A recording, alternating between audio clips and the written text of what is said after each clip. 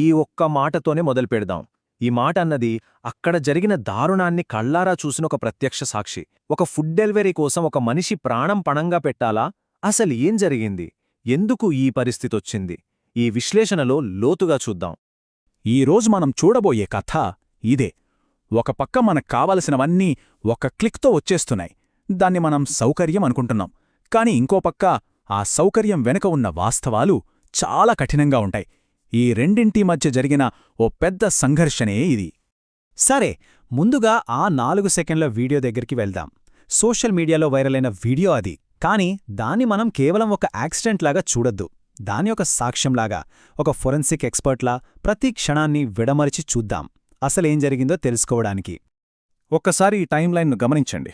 సాయంత్రం 6:28 ట్రైన్ వచ్చింది. అతను ఎక్కాడు. సరిగ్గా 2 నిమిషాలకి, అంటే 6:30కి ట్రైన్ కదిలింది.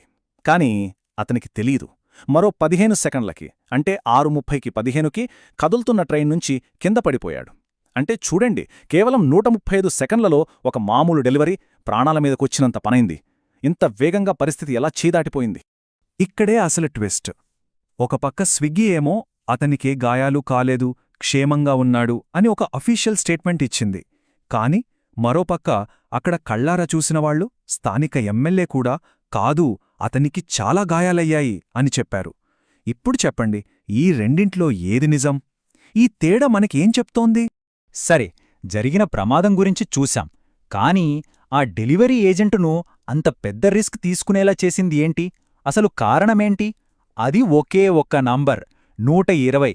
అదే 120 సెకండ్ల ఉచ్చు. ఇదిగో చూడండి, ఇది Indian railways official data. Prashanti express Anantapuram స్టేషన్లో ఆగేది కేవలం 2 నిమిషాలు, అంటే 120 సెకండ్లు అంతే. ఇది ఎవ్వరికోసమో మారదు, ఆగదు. ఆ డెలివరీ ఏజెంట్ ఈ టైమర్తోనే పోటీపడాలి. గెలిచినా ఓడినా 120 సెకండ్లు. వినడానికి చాలా సింపుల్గా ఉంది గదా? కాని ఇది కేవలం ఒక నెంబర్ కాదు. ఇది టిక్ టిక్ మంటూ మోగుతున్న ఒక టైం బాంబ్. ఆ 2 నిమిషాల్లో ఒక డెలివరీ పూర్తి చేయాలి. ఆ ప్రెషర్ని ఊహించుకుంటేనే గుండె వేగం పెరిగిపోతుంది గదూ. సరే, ఇప్పుడొక సింపుల్ లెక్క చూద్దాం. ప్లాట్ఫామ్ మీద నుంచి కోచ్లోకి వెళ్లడానికి కనీసం ఓ 45 సెకండ్లు పడుతుంది. లోపల కస్టమర్ని వెతికి ఫుడ్ ఇచ్చి ఓటీపీ తీసుకోడానికి మరో నిమిషం, అంటే 60 సెకండ్లు. మళ్లీ కోచ్ నుంచి బయటికి ప్లాట్ఫామ్ మీదకి రావడానికి ఇంకో 45 సెకండ్లు. మొత్తం ఎంతైంది? 150 సెకండ్లు. కాని ట్రైన్ ఆగేది ఎంతసేపు? కేవలం 120 సెకండ్లు.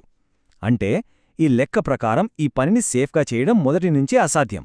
ప్రాబ్లం ఆ వ్యక్తిది కాదు, సిస్టంలోనే ఉంది. అంటే ఇది కేవలం ఆ ఒక్క ఏజెంట్ చేసిన పొరపాటు కాదు, లేదా ఆ 120 సెకండ్ల సమస్య మాత్రమే కాదు. ఇది ఇంకా పెద్దది. ఇది 2 వ్యవస్థల మధ్య జరిగిన సంఘర్షణ. ఒకవైపు యాప్ ఇచ్చే హామీ, మరోవైపు రైల్వే వాళ్ల కఠినమైన రూల్స్. ఈ రెండింటి మధ్య నలిగిపోయింది ఆ డెలివరీ ఏజెంట్. ఇప్పుడు ఆ సిస్టమ్స్ గురించి కొంచెం లోతుగా చూద్దాం. ఒకవైపు మార్కెటింగ్ చూడండి. ట్రైన్లో ప్రయాణిస్తున్నారా? వేడివేడి ఫుడ్ మీ సీట్కే వస్తుంది అని భలే ఊరిస్తారు. వినదానికెంత బాగుందో కదా? కాని అసలు నిజమేంటి? ట్రైన్ ఆగేది 2 నిమిషాలు. పైగా రైల్వే రూల్స్ ప్రకారం ఇలాంటి బయటివాళ్లు ట్రైన్ ఎక్కడం పూర్తిగా నిషేధం. చూశారా ఒకే సిస్టంలో ఎన్ని తేడాలున్నాయో? ఈ విరుద్ధమైన మాటలే కదా గ్రౌండ్ లెవెల్లో పనిచేసేవాళ్ల ప్రాణాలతో ఆడుకుంటున్నది. ఇలాంటి పరిస్థితికి ఒక పేనుంది. అదే ప్రోటోకాల్ పారాడాక్స్.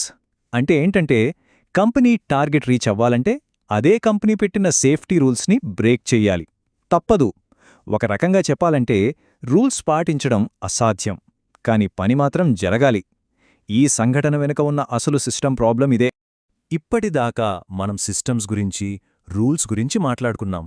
కానీ ఈ సిస్టమ్స్లో నలిగిపోతున్న మనిషి మాటేంటి? అసలు ఆ డెలివరీ ఏజెంట్ ఎందుకు అంత పెద్ద రిస్క్ తీసుకున్నాడు? ప్రాణాలను పణంగా పెట్టేంత అవసరం ఏమొచ్చింది? అతన్ని ఆ అంచు వరకు నెట్టిన ఆర్థిక ఒత్తిళ్ల గురించి ఇప్పుడు చూద్దాం. ఒక్క క్షణం ఆలోచించండి. ఒకవేళ ఆ డెలివరీ ఏజెంట్ స్థానంలో మనం ఉంటే? ట్రైన్ నెమ్మదిగా కదలడం మొదలైంది. ప్లాట్ఫామ్ వెనక్కి వెళ్ళిపోతోంది. ఆ క్షణంలో ఏం చేస్తాం? మన ముందున్న దారులేంటి? ఆ క్షణంలో అతని ముందు 2 దారులున్నాయి. అదొక త్రాసులాంటిది. ఒకవైపు ట్రైన్లోనే ఉండిపోతే ఎక్కడో 57 కిలోమీటర్ల దూరంలో ఉన్న నెక్స్ట్ స్టేషన్లో దిగాలి. తన బైక్ ఇక్కడే ప్లాట్ఫామ్ మీద ఉండిపోతుంది.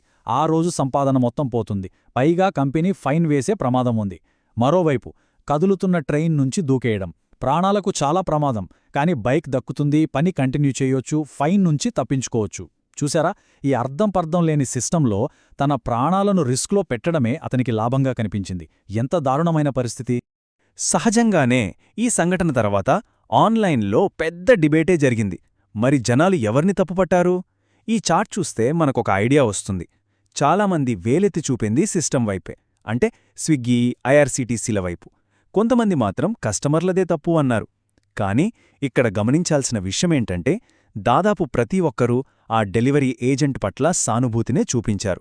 అంటే ఈ సమస్యపై మన సమాజం ఎలా ఆలోచిస్తుందో ఇది చూపిస్తుంది. ఓకే, ఇప్పుడుదాకా సమస్యను అన్ని యాంగిల్స్లో చూశాం. కానీ కేవలం ప్రాబ్లం గురించి మాట్లాడితే సరిపోదు గదా, సొల్యూషన్స్ కూడా కావాలి. ఇలాంటిది మళ్లీ జరగకుండా ఉండాలంటే ఏం చేయాలి, ఎలాంటి మార్పులు తీసుకురావాలి? కొన్ని ప్రాక్టికల్ సొల్యూషన్స్ గురించి ఇప్పుడు మాట్లాడుకుందాం.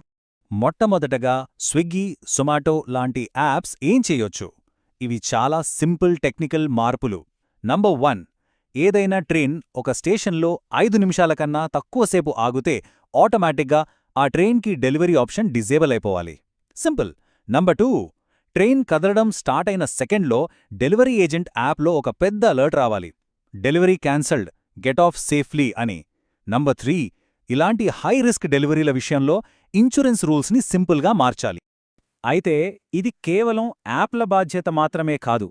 ఇండియన్ రైల్వేస్ కూడా కొన్ని ముఖ్యమైన మార్పులు చెయ్యాలి. ఉదాహరణకి, ఈ గిగ్ వర్కర్స్ని ట్రైన్స్ ఎక్కకుండా పూర్తిగా బ్యాన్ చేయాలి. దానికి బదులుగా ప్లాట్ఫామ్ మీద రైల్వే వాళ్లే ఒక అధీకృత రన్నర్ సిస్టమ్ని పెట్టొచ్చు. డెలివరీ ఏజెంట్స్ ఫుడ్ని వాళ్ళకిస్తే వాళ్ళు లోతలున్న ప్యాసింజర్కి అందిస్తారు. ఇది అందరికీ సేఫ్ కదా? చివరగా ఈ విశ్లేషణను ఒకే ఒక్క ప్రశ్నతో ముగిద్దాం. మన సౌకర్యం కోసం మరొకరి భద్రతను పణంగా పెట్టొచ్చా? ఒకవేళ పెట్టకూడదంటే ఆ రెండింటి మధ్య గీత ఎక్కడ గీయాలి? మనం యాప్లో ఒక్క బటన్ నొక్కినప్పుడు ఆ సౌకర్యం వెనుక ఎంతమంది శ్రమ, ఎంత రిస్క్ ఉందో ఒక్క క్షణం ఆలోచిస్తున్నామా? ఆ గీత ఎక్కడ ఉండాలి అనేది మనమందరం సమాధానం వెతకాల్సిన ప్రశ్న.